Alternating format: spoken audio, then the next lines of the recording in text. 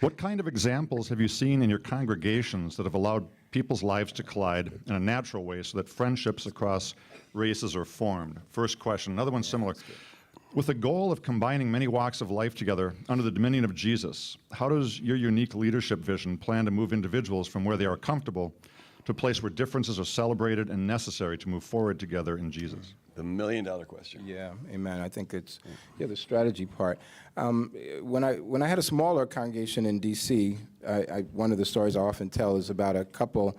The husband was a partner in a law firm, and I didn't know at the time all it meant to make partner. So he was a pretty big deal at his law firm, and there was a couple that lived in the housing project around the corner from where we lived, and these are people whose lives would never have reason to collide, and but because of the church, there was wonderful opportunity, and they developed an interesting friendship, going to each other's house for food, and I remember anyway them sharing stories of the things that they made for each other.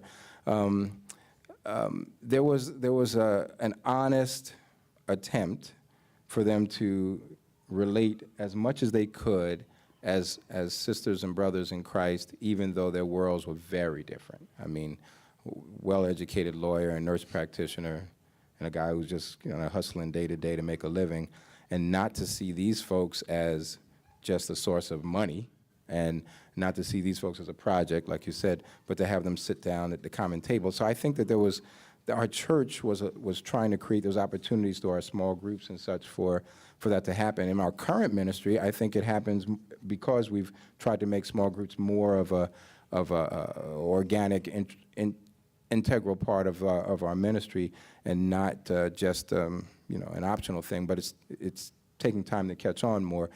But that's kind of how I've seen it. I've seen it in smaller contexts, because in the bigger context, of course, we can hide. We can come in, we can just smooze or do what we do and then leave.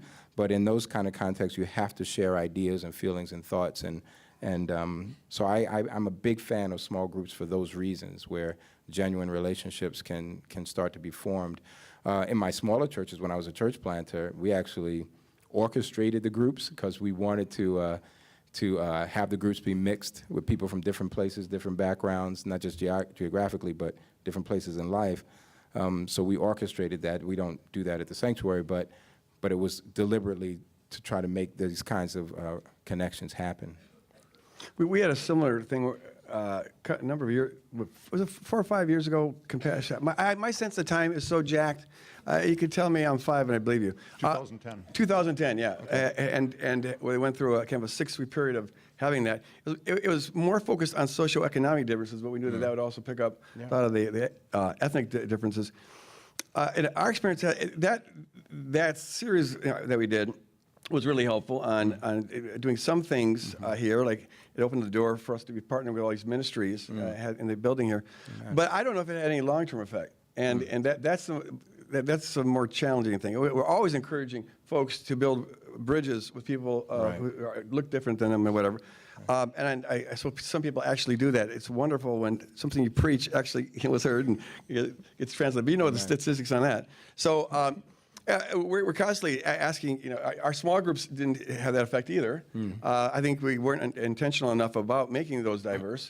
But when you force something, it's kind of like the law. Okay, the law might change, but does it really go deep enough to be in your heart? One thing, this probably should be talked about. Be quiet before it goes public, but I've never listened to that rule before. So, some folks after the message this last weekend had this idea that what if we had. The only analogy I have is like matchmaking, where you want to intentionally align your heart and life with the kingdom more than it is now, and building relationships with people who are a different ethnicity than yourself is a good way to do it. So what if you had the folks who, like some of our folks, it's never convenient to meet people of color because I live out in the suburbs and there's not many non-white people out there. But what if we had like a site or some kind of ministry where if you want to meet somebody, just have dinner together, and they want to meet someone to have dinner together, we just set up a site or something, and then it's just dinner, huh? Okay. So. You got to start somewhere. Hug at first sight. I just love you. I'm a nice with you.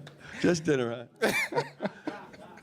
So we'll talk about it. Yeah, I don't know. I don't know. But that's But that is yeah. the key, because if you Yeah. don't get on the inside of the map, you Well, I think the thing, there's got to be some way. I mean, what we're talking about, I think we're saying there's a place down here, right? I mean, it's a hard place.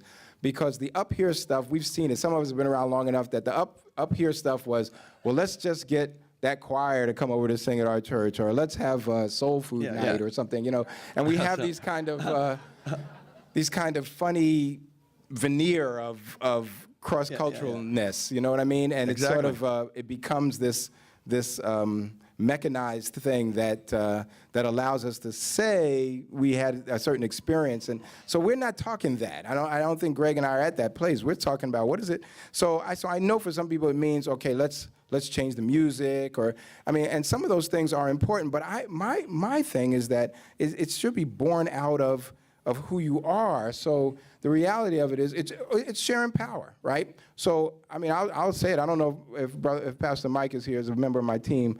Mike, are you here? I know he said he was going to try to make it, but okay, he's not here. But we invited Mike to be on the team. Mike is white, and there was some pushback when Mike was invited on the team, because some people thought that all of our staff the pastors should all be African American.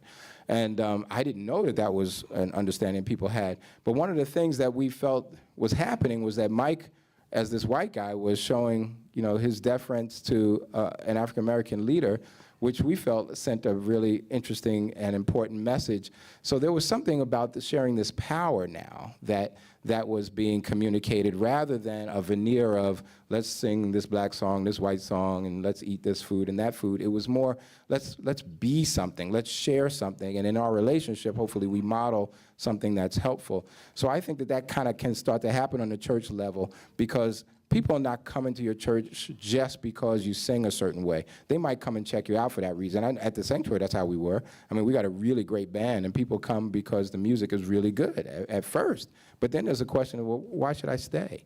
And the question, why should I stay, is going to be more about the loving relationships that I can develop, and people who are going to welcome me no matter where I come from. That's the thing that's going to. So I don't know if you can program that, I guess, because I was hearing something in a question about what can a church, practical things. You can't program that, right? At least I don't think so. But you can share power, you can model something, and you can create a loving atmosphere, I believe, that.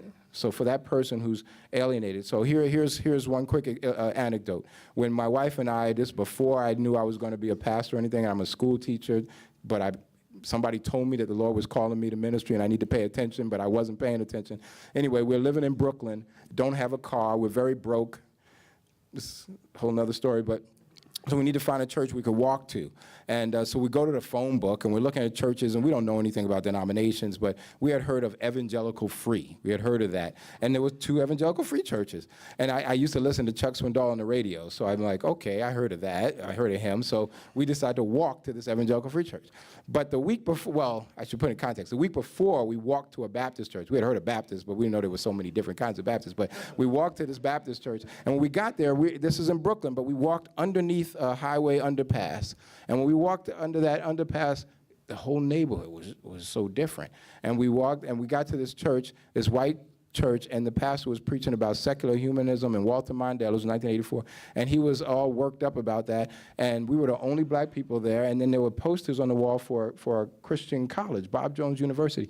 So I'm like, run. yeah, right. Well, but I'm a know nothing at that stage. I don't know anything, but I'm taking it all in, and I'm saying this is an interesting experience. Let's visit someplace else next week. So because we didn't feel particularly welcome there. It was a very kind of awkward vibe. Well, the next week we go to this church, and there's an English sign, a sign that I thought was German, but it was Norwegian, and then a Korean sign, all in the same. So I remember saying to my wife as we stood there with our little baby in our arms, and I said, well, they seem to be open to different kinds of people. And the message that was said to me was, these different languages were saying to me, maybe there's a place here for me. And I didn't listen to a song or anything. The message was communicated in that you respected diversity. I didn't know they rented to the Koreans. I didn't know that the Norwegian congregation was just simply the parents of the English congregation. But the pastor of the English department reached out to us, and it was his love that kept us going there for months and then sent me off to seminary.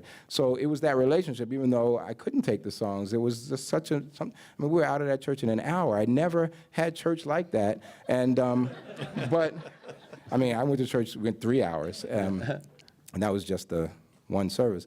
And, but my point, though, was that it was the love that he showed to us that made me feel like, let me give this a chance. And it led to, you know, he's still my pastor friend 32 years later. So that's what meant something to me more than what songs they sang or any of that kind of stuff.